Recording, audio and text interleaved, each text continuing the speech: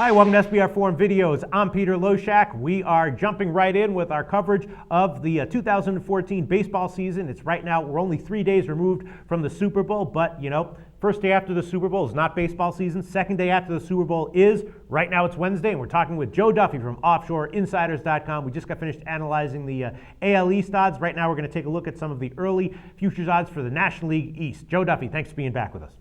Thank you, Peter. All right, Joe Duffy, you had a great year with us previewing football, and you had a winning record in the NFL in a sample size of more than 50 games. Give a quick plug for OffshoreInsiders.com. Tell us how things are going right now.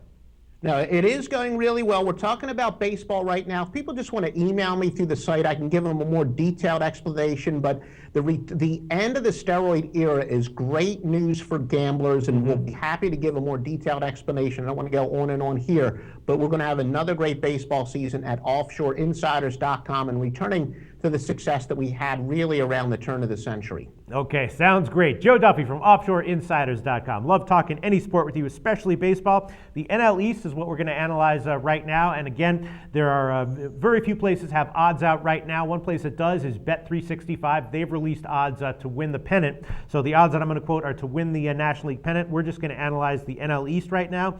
And, based on the early odds of Bet365, it's looking like a two-horse race in the NL East, just like it was last year between Atlanta and Washington, and then three terrible teams, Mets, Philly, and Miami. Interestingly, though, Atlanta finished 10 games ahead of Washington last year. They also had the number one ranked bullpen based on bullpen ERA.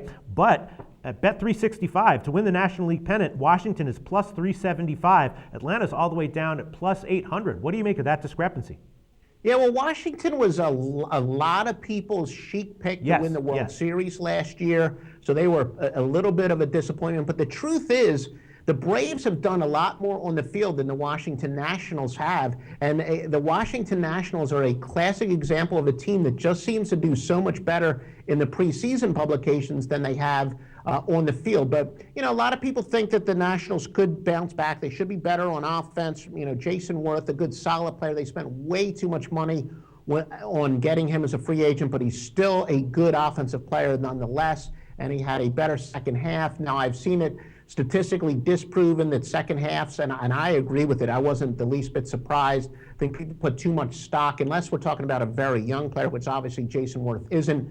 I'm not, necessarily impressed by a veteran having a better second half. But Ryan Zimmerman, his shoulder slowed him down a little bit. It's all reports say that his shoulder is much better. So maybe Washington can be a little bit better on offense than they were last year. Again, they're facing the burden of some high expectations, but maybe not quite as much as they were last year. Sometimes change for the sake of change. They got a new voice there. Matt Williams, a much younger manager at 48, replacing a guy, Davey Johnson, who was 70 years old. I do think that, as I said, change for the sake of change when a team underachieves helps. Still, at the end of the day, I'm going to go with the team that's plays just a few miles from where I'm broadcasting right now. The Atlanta Braves are very strong. They were able to sign Jason Hayward and Freddie Freeman, so that's not going to be a distraction this year. Obviously, got to hope for a lot more from B.J. Upton. Was a big acquisition last year. And Dan Uggla is really the key. Dan Uggla, a couple years ago, was one of the best hitting fielders around. He was even making a little bit of a run at that 56-game hitting streak. In the last 2 years, he's been a disaster.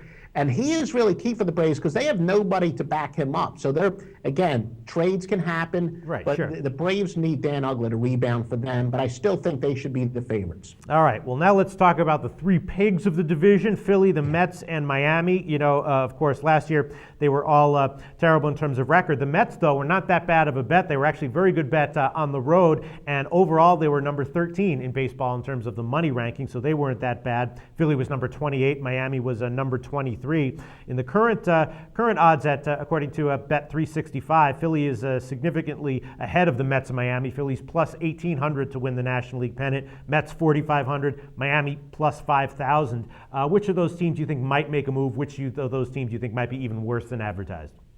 No, that's an easy question. The Phillies are at least somewhat of a dark horse team. They could be like the Red Sox. We talked about how the Red Sox, everything went well for them. Mm-hmm. The Phillies, they're an aging team, and Ruben Amaro seems to be convinced that he can get blood from a stone. Really, if Ryan Howard ever learns how to hit left-handed pitching, and he just goes after so many bad pitches that outside, you throw it low and outside to Ryan Howard, he's going to swing at it. But if somehow Howard can get some discipline, repeat the year that he had, the year they won the World Series, that's going to instantly make them better. Chase Utley had a good year last year. Jimmy Rollins, obviously, Roy Halladay. We said before the year started last year that Roy Halladay was done. I told all my friends that play fantasy baseball, don't go anywhere near him. But the Phillies have one of the best 1-2 punches at the as far as pitching is concerned, with Cole Hamels and Cliff Lee. And, you know, they signed Marlon Byrd, another old guy coming off of a great year. I don't know if Marlon Byrd can do it, but at least the Phillies have some guys who in recent years have shown that they're good ball players. And I think that the Phillies are putting all their hopes in that the fountain of youth hits them, and all of their veteran players can stay healthy and have good years.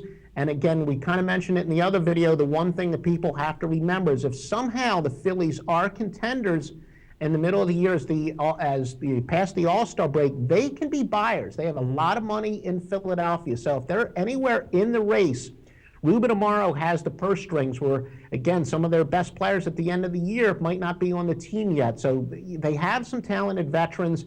Can they have the perfect storm and then maybe fill in the gaps with all the money they have? They're at least a decent long shot.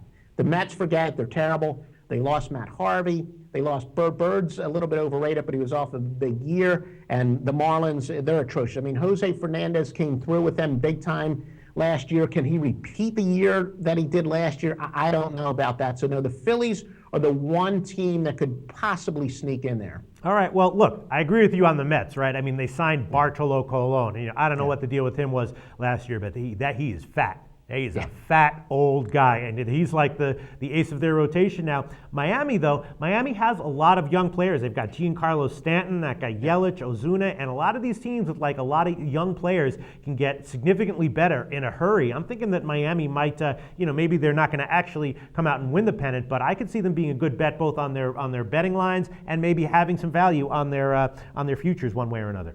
You are correct there, where I do think that Miami, they're going to be a streaky team. They're one of those, as we like to say, predictably unpredictable. They're going to win some games this year as 180 underdogs, 200 underdogs.